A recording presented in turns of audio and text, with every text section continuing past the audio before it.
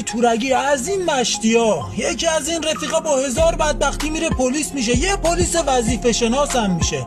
رفیق دیگه تا میفهمه این پلیس شده یهویی غیبش میزنه میره. یه چند سالی میشد پلیس از رفیق قدیمی خودش خبر نداشت. روزا میگذره، یه شب توی تعقیب و گریز خیابونی یه ماشین رو میگیرن، ازش مواد در میارن. پلیس وقتی راننده رو میبینه رفیق قدیمی خودشه، میکشش کنار، کلی با هم حرف میزنن. دیگه داداش این مواد تو ماشین چیکار میکنه؟ رفیق میزنه زیر گریه، میگه یادته همه حتی پدر و مادرم به من میگفتن ارزه هیچ کاریو نداری، به خاطر اینکه خودم رو بهشون ثابت کنم دارم مواد میفروشم. الانم کلی پرونده دیگه دارم، اگه بگیرنم خدا میدونه چه بلایی سرم بیارن. تو مگه ادعای رفاقتت نمیشد منو از این باطلاق نجات بده، بذار فرار کنم، قول میدم دیگه خلاف نکنم.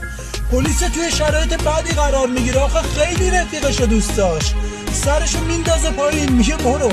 رفیقش میگه یعنی چی واقعا برم؟ بغلش میکنه میگه فرار کن برو رفیق. رفیقه میره، پلیس رو میگیرن و میبرن دادگاهیش میکنن، از کارش اخراج میشه، یه چند سالی هم میره آبخنک میخوره. اینو یادت باشه رفاقت خیلی تاوان داره.